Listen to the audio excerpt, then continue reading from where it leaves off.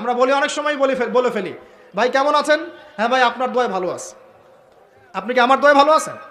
আপনাকে বলতে হবে যে আলহামদুলিল্লাহ, আল্লাহর ইচ্ছায় অতঃপর আপনার দোয়ায় ভালো আছে। কথা খুব সাবধানে, আলহামদুলিল্লাহ আল্লাহর ইচ্ছায় এবং অতঃপর আপনার দোয়ায় ভালো আছে। অতঃপর বলতে হবে, অতঃপর এবং না, অতঃপর। বলছে মা কেমন আছে? ভালো আছে, ডাক্তার ভালো ছিল, না হলে মাকে বাঁচানো যেত না, ব্যাস শিরক হয়ে গেল। বলছে নৌকাটা ডুবে যাচ্ছিল, মাঝি ভালো ছিল, না হলে নৌকা ডুবে যাইত। ড্রাইভারটা ভালো ছিল, না হলে রাস্তা নির্ঘাত অ্যাক্সিডেন্ট হইতো। এইটা কথা আমরা চলতে ফিরতে শিরক করতেছি। এই যে মেয়ে ছেলেরা বল তোমাকে ছাড়া বাঁচবো না, বাঁচিয়েন না, বেঁচে থাকে কি হবে আপনার? যদি একটা মেয়ের জন্য জীবন দিয়ে দেন, তাহলে আল্লাহর জমিনে আপনি আল্লাহর জন্য কি করবেন? তো এই যে অনেক গানও আছে, দেখবেন অনেক গানের লিরিক্সগুলো, ম্যাক্সিমাম গানের লিরিক্সের মধ্যে দেখবেন শিরকি কথা আছে। খেয়াল করে দেখবেন, ম্যাক্সিমাম গানের লিরিক্সের মধ্যে শিরকি কথা আছে। হ্যাঁ, এই চাঁদ তোমাকে দিয়ে দিলাম, চাঁদ তোর বাপের। হ্যাঁ, তোমার জন্য তারা ছিনিয়ে এনে নিব, তারা কি তোর বাপের? তারা চাইলে ছিনিয়ে আনতে পারবে। মানে অনেক ক্ষেত্রে শিরক হচ্ছে। অনেকে দেখা যায় তোমার জন্যে মরতে পারি, এরকম কথা। আমি আসলে গানের লিরিক্স আমি বলতে পারবো না, কারণ এগুলো অনেক আগের কথা, যে জীবনে হয়তো যখন অনেক ছোট ছিলাম তখন হয়তো গান টান কানে আসতো আর কি। তো ওই লিরিক্স তো এখন মনে নাই, কিন্তু আপনারা একটু খেয়াল করে দেখবেন অনেক গানের লিরিক্স আছে, এগুলো কিন্তু শিরকি কথা, আল্লাহর সাথে দ্রোহিতা হচ্ছে কি না? তো এই কথায় তিনটা ক্ষেত্র বললাম, কথায়, কাজে এবং চিন্তায়। এই তিনটা ক্ষেত্রে মুসলিম সমাজের মধ্যে এখন শিরক বিরাজ করছে। এটা আমাদের উম্মতের সবচেয়ে বড় সমস্যা এখন। আল্লাহ পাক আমাদের সবাইকে শিরক মুক্ত আমল করা তৌফিক এনায়েত করুন, সকলে বলে আমিন। তাহলে কি করতে হবে? আমি কয়েকটা বই পড়ার পরামর্শ দিচ্ছি। কিতাবুত তাওহীদ একটা বই আছে, শিরক সম্পর্কে অনেক বিস্তারিত আলোচনা করা আছে, এটা পড়তে পারেন। তারপরে কোরআন সুন্নাহর আলোকে ইসলামী আকীদা একটা বই আছে, এটা পড়তে পারেন। আকীদা তাহাভিয়াটা পড়তে পারেন। আর শিরক সম্পর্কে আরও অনেক বইপত্র বাজারে বের হয়েছে, শিরক কি ও কেন ইত্যাদি টাইপের। এগুলো পড়লে আপনি শিরকের ধারণা পাবেন ইনশাআল্লাহ তাআলা। আল্লাহ পাক আমাদের সবাইকে শিরক মুক্ত আমল করার তৌফিক এনায়েত করুন, সকলেই বলি আমিন। আর একটা কথা বলি শিরক সম্পর্কে, সেটা হলো আধুনিক সময়ে কিন্তু নতুন একটা শিরক চালু হয়েছে, এটা শুনে রাখেন। সেটা কি? আল্লাহর যত হালাল আছে এগুলোকে মানুষ হারাম করছে দিন দিন, আর আল্লাহ পাকের হারামগুলোকে হালাল করছে দিন দিন। এটা কিন্তু একটা শিরকি আকীদা, এটাও কিন্তু শিরক, জানেন? ইত্তাখাযু আহবারহুম ওয়া রুহবানাহুম আরবাবা মিন দুনিল্লাহ, তারা ধর্মনেতা এবং সমাজ নেতাদেরকে রবের আসনে বসিয়েছিল। এখন আলী ইবনে হাতেম তিনি বলছেন রাদিয়াল্লাহু আনহু যে আমরা তো আমাদের ধর্মনেতা বা সামাজিক নেতাদের তো পূজা করি না। তখন নবী সাল্লাল্লাহু আলাইহি ওয়াসাল্লাম বলছেন, তারা কি আল্লাহর হালালকে হারাম করে দেয় না? তোমরা কি তা মেনে নাও না? আবার তারা কি আল্লাহর হারামকে হালাল করে ফেলে না? তোমরা কি তা মেনে নাও না? তখন তিনি বলছেন, বেলা ইয়া রাসূলুল্লাহ, এটা তো আমরা করি। তখন নবী সাল্লাল্লাহু আলাইহি ওয়াসাল্লাম বলছেন, তিলকা ইবাদাতুহুম, এটাই তো ওদের ইবাদত করা। কেউ যদি আল্লাহর হালালকে হারাম করে আর আমরা তা মেনে নেই, আমরা ওদের ইবাদত করছি। কেউ যদি আল্লাহর হারামকে হালাল করে নেয়, হালালকে হারাম করে নেয়, আমরা তার কথা মেনে নেই, তাহলে আমরা তার ইবাদত করছি। আল্লাহ পাক আমাদেরকে এই ধরনের শিরক থেকে বাঁচার তৌফিক দান করুন। আমিন। আরেকটা সমস্যা বলে শেষ করছি, উম্মার মানে দুর্দশার অন্যতম একটা কারণ, সেটা হলো বেদাত। এটুক বলে একটু বসেন, 10 মিনিট সময় নেব, এটা একটা ইম্পর্টেন্ট টপিক, এটা একটু বুঝতে হবে, খুব ইম্পর্টেন্ট। এই কারণে উম্মার মধ্যে অনেক ফাসাদ সৃষ্টি হয়েছে, ফিতনা সৃষ্টি হয়েছে, এবং মানুষ নবীর সুন্নত থেকে মুখ ফিরিয়ে এখন সব বেদাতি আমল করা শুরু করেছে। আর এই বেদাতগুলোকে মানুষ সামাজিকতা বলে চালিয়ে। নবী সাল্লাল্লাহু আলাইহি ওয়াসাল্লামের সুন্নাহ মানে আল্লাহ পাক কোরআন নাজিল করেছেন, তার রাসূলের হাদিস আছে আমাদের সামনে। কোরআন এবং হাদিস, নবী যেভাবে আমল করেছেন আমরা সেভাবে আমল করি, এর নাম সুন্নাহ। সাহাবায়ে কেরাম রাদিয়াল্লাহু আনহুম যেভাবে করেছেন আমরা সেটা করি, এর নাম সুন্নাহ। মানে নবী সাল্লাল্লাহু আলাইহি ওয়াসাল্লাম বলছেন, মাই ইয়াইশ মিনকুম বা'দি, তোমাদের মধ্যে আমার পরে যারা বেঁচে থাকবে, ফাসায়ারা ইখতিলাফান কাসীরা, তোমাদের মধ্যে যারা বেঁচে থাকবে আমার পর, তারা দেখবে অনেক ইখতিলাফ চলছে সমাজের মধ্যে।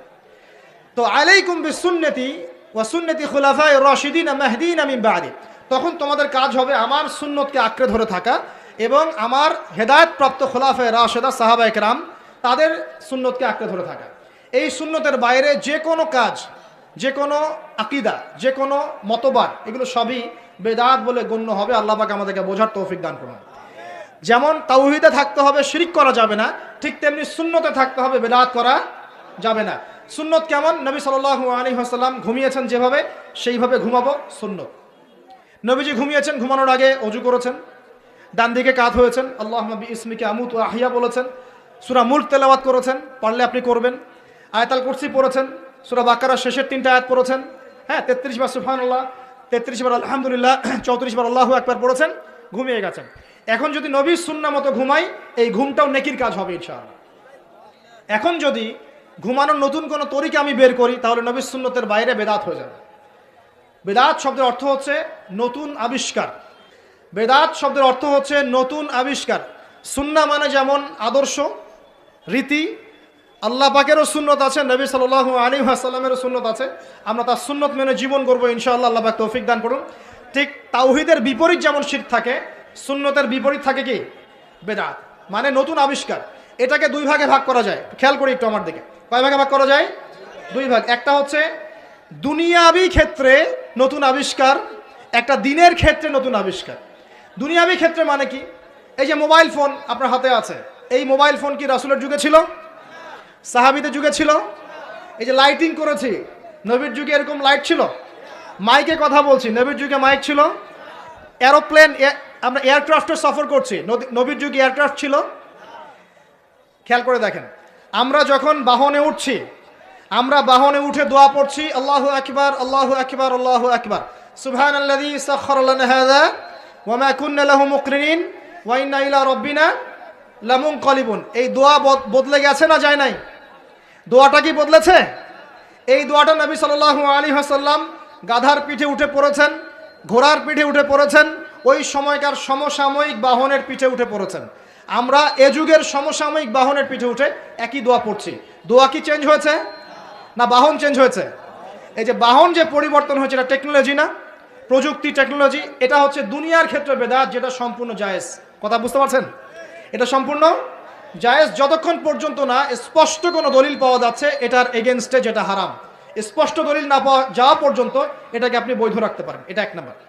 আরেকটা বেদাত হলো দিনের ক্ষেত্রে বেদাত। দিনের ক্ষেত্রে কেমন? নবী সাল্লাল্লাহু আলাইহি ওয়াসাল্লাম বলছেন, মান আহদাথা ফি আমরিনা হাযা, সহিহ মুসলিম হাদিস নাম্বার 1718। নবীজি বলছেন, মান আহদাথা ফি আমরিনা হাযা মা লাইসা মিনহু ফাহুয়া রাদ। কোন ব্যক্তি যদি এই দিন ইসলামের মধ্যে এমন কোন আমল চালু করে যে আমলের সমর্থনে আমাদের পক্ষ থেকে কোনো প্রমাণ নাই, সেটাই রদ বা প্রত্যাখ্যাত, সেটা বাতিল। নবী সাল্লাল্লাহু আলাইহি ওয়াসাল্লাম অন্য হাদিসে বলছেন, মান আহদাথা ফি আমরিনা হাযা মা লাইসা মিনহু ফাহুয়া রাদ, মান আমিলা আমালান লাইসা আলাইহি আমরুনা ফাহুয়া রাদ। সংজ্ঞা শিখলাম কি? আমার সাথে বলেন দেখি, বেদাত শব্দের অর্থ কি? নতুন আবিষ্কার। কয় প্রকার হয়? কয় প্রকার হয়? একটা দুনিয়াবি ক্ষেত্রে, যেমন বললাম যে এই যে প্রযুক্তিগত বেদাত যেগুলো হয়েছে, এগুলো জায়েজ না জায়েজ? জায়েজ, যতক্ষণ পর্যন্ত না এগুলোর বিপরীতে কোনো দলিল স্পষ্ট পাওয়া যাচ্ছে ততক্ষণ পর্যন্ত জায়েজ। আর একটা দিনের ক্ষেত্রে, দিনের ক্ষেত্রে যেটা, সেটা কি জায়েজ হবে না না জায়েজ হবে? দিনের ক্ষেত্রে যদি আমরা এমন কোনো আমল করি নেকির আশায়, সওয়াবের আশায়, যেটা রাসূল করেন নাই, সাহাবীরা করেন নাই, এবং তাবেঈন ইমামগণ সবার থেকে প্রমাণিত না, এই কাজটা যদি সওয়াবের আশায় করতে যাই, যার পক্ষে কোনো দলিল পাওয়া যায় না, সেটাকেই বাতিল প্রত্যাখ্যাত বেদাত বলা হয়। কথা বুঝতে পারছেন কিনা? উদাহরণ দিলে এবার ক্লিয়ার হবে। কয়েকটা ভাবে হতে পারে। যেমন এক নাম্বার ধরন কেমন? মনে করেন যে আপনি হালুয়া রুটির সেমাই খাবেন, খুব ভালো কথা। হালুয়া রুটির সেমাই খাওয়া কি জায়েজ না জায়েজ? এই খাবারটা হালাল না হারাম? হালাল। আপনি এখনও খেতে পারেন, আপনি সকালেও খেতে পারেন, আপনি দুপুরেও খেতে পারেন, যখন ইচ্ছা তখন খেতে পারেন। কিন্তু যদি আপনি কোনো দিবসকে কেন্দ্র করে এরকম একটা সংস্কৃতি চালু করেন যে আজকে 15ই শাবান আমরা সবাই এখন হালুয়া রুটি খাবো, এই যে একটা দিনকে কেন্দ্র করে আপনি একটা নতুন কাজ শুরু করলেন, এই কাজটাকে আমরা বেদাত বলে ফেলছি। মনে করেন আপনি দরুদ পড়বেন, খুব ভালো কথা, দরুদ ভালো জিনিস, দরুদ পড়লে নেকি হয়। কিন্তু আপনি দরুদ পড়লে নেকি হয়, রাসূলের জীবনী চর্চা করলে নেকি হয়, তাকে সালাম দিলে নেকি হয়, সব ঠিক আছে। কিন্তু এখন যদি আপনি নবীর জন্ম দিবসটাকে কেন্দ্র করে এই কাজগুলোকে ঘটা করে করার চেষ্টা করেন, যেটা নবীজি করেন নাই, সাহাবীরা করেন নাই, এটা হলো ধরনগত বেদাত। কথা বুঝতে পারছেন কিনা? এক। দুই নম্বরে আসেন, একটা হয় জিন্সগত। জিন্স মানে প্রকরণ। এটা কেমন? আল্লাহ পাক আমাদেরকে কুরবানি করতে বলেছেন চতুষ্পদ জন্তু।